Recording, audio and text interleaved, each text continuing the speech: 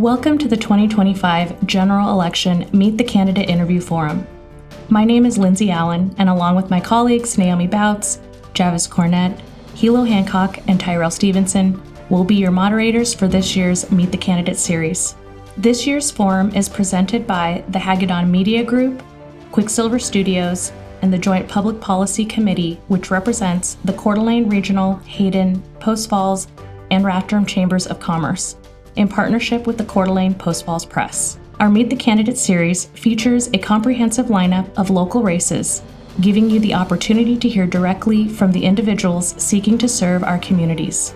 This year's interviews include candidates running for Coeur d'Alene, Post Falls, Hayden, and Rathdrum City Councils, Coeur d'Alene and Post Falls mayoral races, Coeur d'Alene, Post Falls, and Lakeland school boards. Each candidate will discuss their priorities, perspectives, and approach to the issues shaping North Idaho's future. Candidates will have 1 minute to introduce themselves, 2 minutes to answer each of 3 questions, and 1 minute for closing remarks. We hope this forum helps you cast an informed, confident vote in our upcoming elections.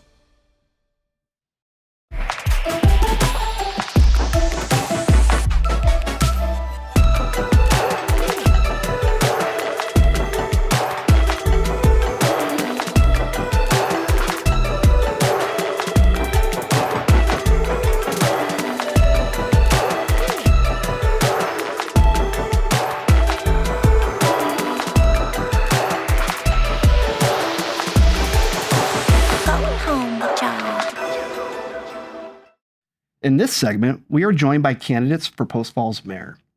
Our first candidate is Scott Hogue. Scott, you'll have 1 minute to introduce yourself. Then I'll ask you 3 questions, which you'll have 2 minutes to answer each question.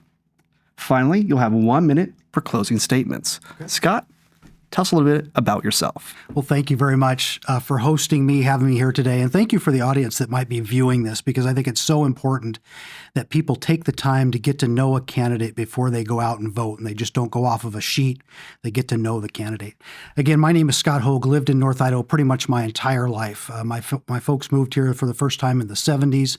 I was about 11 years old. And so I've been in the North Idaho area pretty much my entire life. I graduated from high school in Post Falls, and upon graduating from high school, I went down to the Post Falls Police Department, offered to volunteer my time. At the time, the police department was down at the corner of 4th and Spokane Street in Post Falls. And I went in there, offered to volunteer my time, and I walked out of there 32 years later. So I got a chance to spend a long time working at the police department. I was a police officer and then retired as police chief.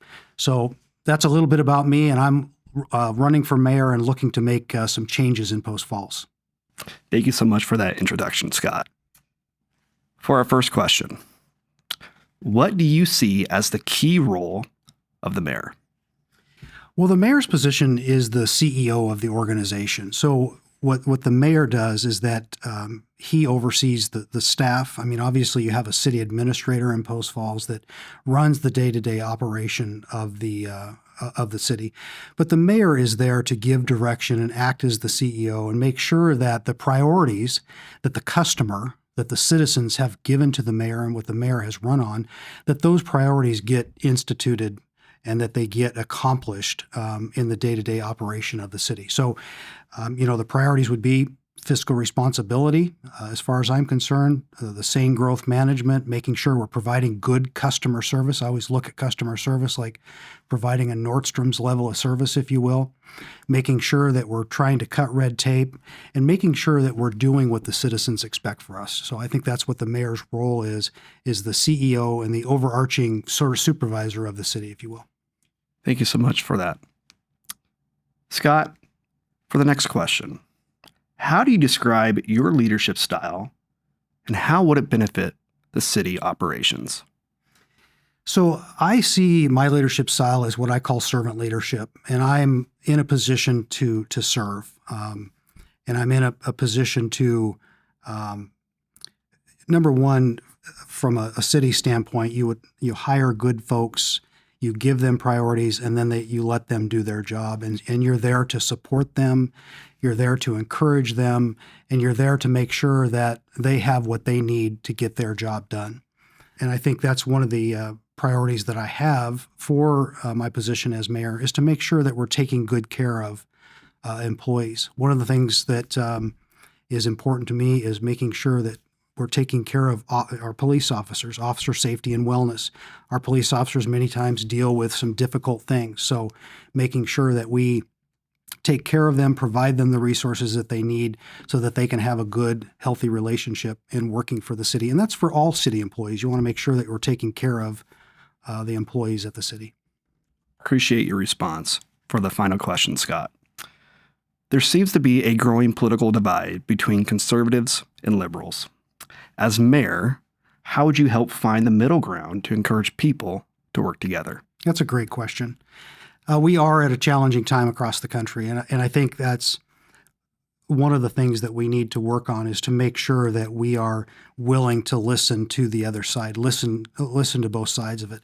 And the way I would accomplish that is I believe that people just want to be heard. And one of the priorities for me is to have listening sessions so that on a quarterly basis, we are bringing people together to be able to listen to what they want for their city, to make sure that it's not just one side that's being heard, that everyone's being heard. Right now, at the city of Post Falls, if you want to go in and talk to the administration, there's a lock on the door. In my first 100 days, we would remove that lock, we would remove that door, and make an open environment so that people could come in, feel welcome, be able to interact with their city staff. So I think that's extremely important, that we are, as I mentioned before, providing good customer service, that we're listening to folks and having those listening sessions. The other thing that I would like to do too is Mayor Larkin did a great job of having weekly or biweekly televised shows where he would have someone come in and talk about things that are happening at the city, to be able to inform and educate folks that as to what was happening in the city. I think many times folks don't know what's happening in their city government. And I think we need to be transparent, we need to be open, and we need to encourage people to get involved in their city organization. The other thing is I would like to institute a volunteer program to where we encourage citizens who want to get involved to come in and volunteer at the city of Post Falls, so that we can make sure that they're, number one, able to provide assistance if they want to, but it also provides citizens to be informed, and then they can go back and talk to their friends and family and let them know what's going on in the city. So I think communication is extremely important. People want to be heard, and we need to hear them. Let's go ahead and transition to your final statements, final thoughts. Again, thank you very much. And I'm really looking forward to potentially being the mayor of Post Falls if I'm elected. My priorities are, number one, is to be fiscally responsible. Our budget's up 142% in the city of Post Falls over the last 6 years. We need to reduce the budget to make sure that we're reducing taxes and spending money wisely. Number two, we need to make sure we have good public safety in Post Falls, and that we're supporting our law enforcement and providing them good wages, good training, and good equipment so that they can do their job and protect us. I believe that's one of the core elements of government, is to provide good public safety. I think we need to have sane growth management. I think growth, to me, needs to be relooked at in Post Falls, and we need to do a better job of growing in Post Falls. Right now, it's, in my opinion, there's a lot of chaos going as it relates to growth. We need to provide good customer service. We need to cut the red tape, and we need to make sure that we treat the citizens as customers and provide good customer service. And then finally, good business-focused leadership. So thank you very much for having me today. Thank you so much.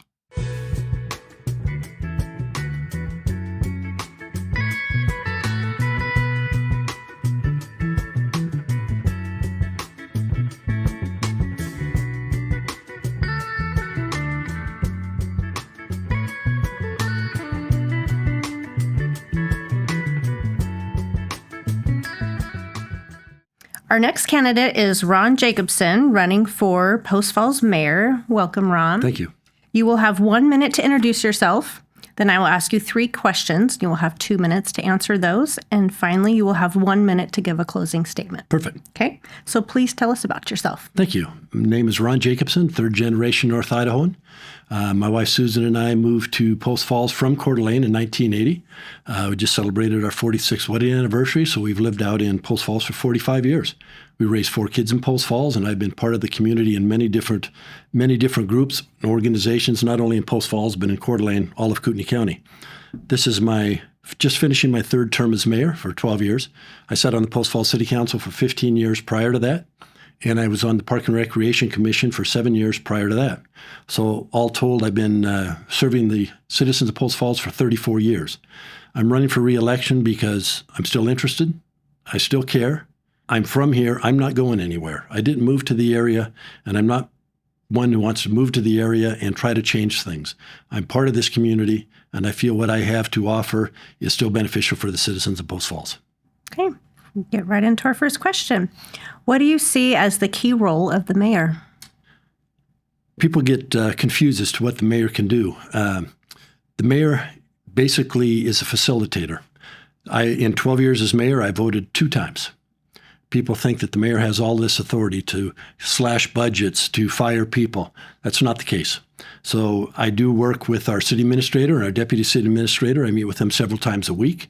We review anything that may come before the council, anything that is pressing as far as the city goes, as far as growth, any litigation, et cetera. And I work with them on that. But the mayor basically represents the city of Post Falls. I meet with businesses that are looking to relocate to the city of Post Falls or looking to expand in Post Falls. We go out and visit with different businesses to see if we can be of any assistance, see if there's any issues in dealing with the city of Post Falls. I'm the one that people reach out to if they have questions or concerns. I've long said that if things are done right in the city of Post Falls, it's because of our staff, and I believe it's imperative that we give credit to the staff who do the job that make people comment or thank them. If there's an issue out at the city of Post Falls, it stops with me. So I will take responsibility for things that have not gone well in the city of Post Falls, or if there are issues. I will listen to people who reach out and talk to us. Again, I'm a representative of the city. I represent the city on the Association of Idaho Cities Board of Directors. I meet in Boise with different groups. I try to interact with our local legislators as need be or as they are willing to meet. But again, it's a matter of being involved in the operation of the city. We're not involved in the day-to-day as mayor, but involved in the overall operation of the city and ensuring that we operate in an effective manner. I have to make sure that we maintain fiscal responsibility by looking for efficiencies in operations. We have challenges as it pertains to funding from the state, and we just need to be cognizant of that and be able to deal with that. Thank you. Can you describe your leadership style and explain how it would benefit city operations? Sure. I think I just did. My leadership style is give credit where credit's due. I'm not in it for notoriety. I'm not in it for any kind of publicity. I don't need a pat on the back. I'm here to make sure that we hire the best people, we equip them to do their jobs, and we stay out of their way. We let them do their jobs while holding them accountable. And I think that's indicative, that style is indicative of the support, or indicates, maybe results in the support I get from the city of Post Falls. I have the support of staff. We've met with every department. I ask them the questions. If there's an issue, let me know. If we need to do something different, please let me know. I hear there's all sorts of misinformation out there, and I hear that the city is facing a crisis. And so I've asked every department, every meeting, is there any kind of crisis or anything we need to be aware of? And one of the comments made to me was, if this is a crisis, it's the quietest crisis I've ever seen.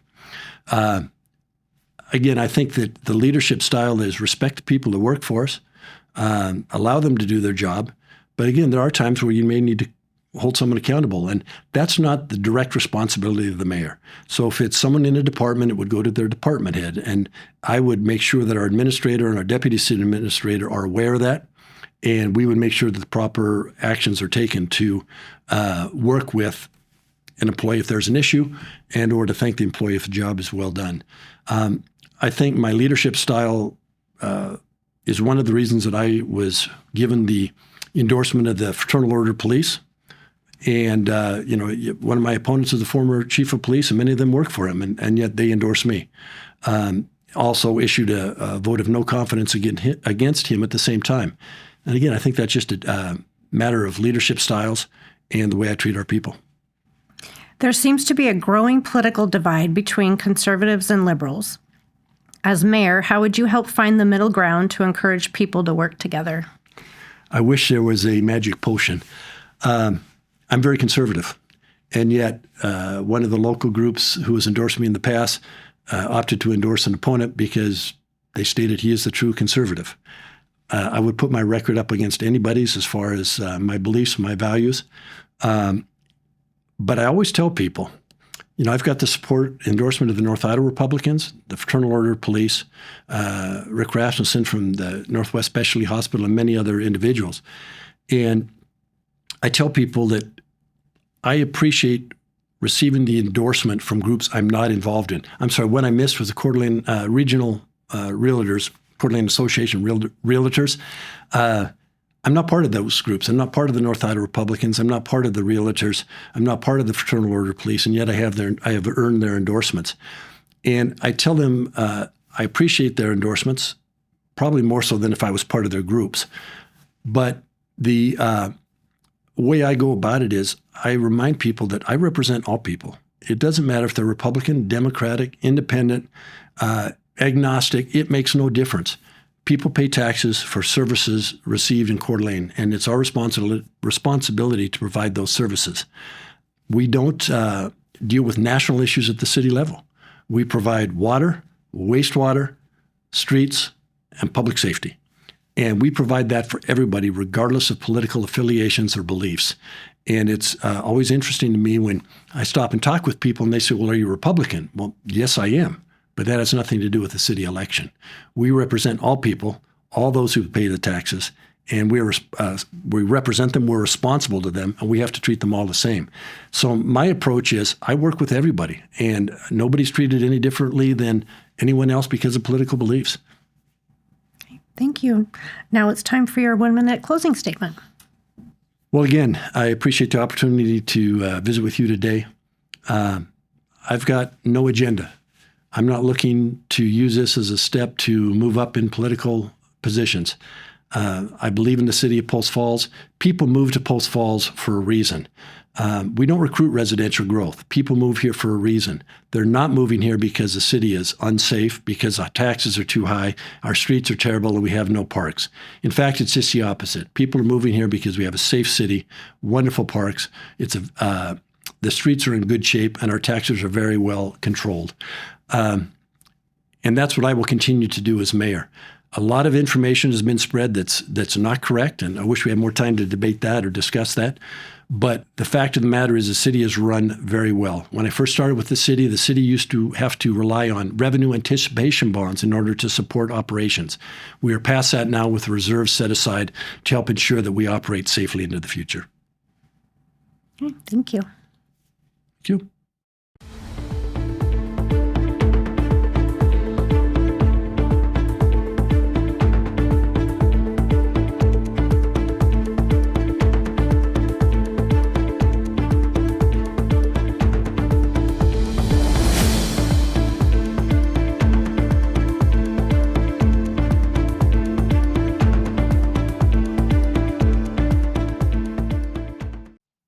For our next candidate, we have Randy Westland, who's running for Post Falls mayor. Randy, you'll have 1 minute to introduce yourself. Then I will ask you 3 questions, which you'll have 2 minutes to answer each question. Finally, you'll have 1 minute for a closing statement. Randy, please tell us a little bit about yourself. Yeah, my name is Randy Westland. I'm running for Post Falls mayor, of course. I'm on the city council right now, so I know how things work and where we can make some changes. I'm a Christian husband and father, first and foremost. It's the most important thing to know about me. My faith is very important to me. That's how I make decisions, is through that as a guide and through prayer. My wife and I are expecting our 5th child in December, so we're very excited about that. And I spend a lot of time thinking about what we're leaving for our children and for our grandchildren. I think that we need really good Christian stewardship to make sure we're leaving a better world for them than the one we inherited from our ancestors. And we don't think about that enough. Are we leaving them a world where they are able to have a family and buy a home and participate in America the same way that we were able to? and have that same quality of life? Or is our community being hollowed out and we're leaving them something where they're going to struggle and they don't feel like they're really participating in America in the same way? But I think we need to ask these questions and really think about the future. Thank you for sharing that. For our first question, Randy, what do you see as a key role of the mayor? The most important role of the mayor, I believe, is to set the vision and communicate that vision to people. The mayor is the only elected official who can represent the city on his own. On the council, you can't. You're one member of a body, and the body can speak, and you can represent that. But the mayor is really the one who represents the city, going out there, meeting with people, whether it's meeting with developers and lining up projects or bringing good jobs into the area and talking to businesses. And also going out there and talking to residents and just saying, here's what's going on in the city. That's really the role of the elected officials, is to be that bridge between the residents and the local government, because we have a republic and we elect people to run our government for us so that we don't have to vote on every little issue all the time. And so it's the role of those elected officials to really be that bridge of communication and to set that vision, to go out and say, where are we going as a city? Where do we want to go in 20 years or in 50 years? What does that look like? And make sure that everybody's pulling on the same page and really provide the kind of leadership that we need to run an effective organization. Thank you, Randy. For our next question, how do you describe your leadership style and how would it benefit the city operations? I have a good bit of experience with this. My background is as an engineer and entrepreneur. I've worked for NASA. I've worked for MIT as a research engineer and mentoring grad students. And I've worked for various startup companies. And my philosophy has always been to pay people very well and expect really high quality work and to build that sort of inspirational team. Because I think when you have everybody pulling in the right direction and when you have everybody on the same page, on the same mission and going for the same goal, you get much better results. And some examples of that might be getting everybody thinking about like, okay, why are we actually doing what we're doing? It's not just a job. It's not just here's what we do when we punch the time card, we come in. It's what's the mission? What are we, how are we making the lives of our residents better? And let's think about that every day. And so it's like one thing I think we can do to kind of build a better culture in the city is an employee benefit program where we're giving rewards for people who are able to find better ways to do things. So for example, if you are able to find budgetary savings or a more efficient way to do something, that should be rewarded. And all too often in government bureaucracy, it's not rewarded. And in fact, you have people who don't want to share that they found a better way to do their job because then they'll get more work, right? And that's not healthy for an organization.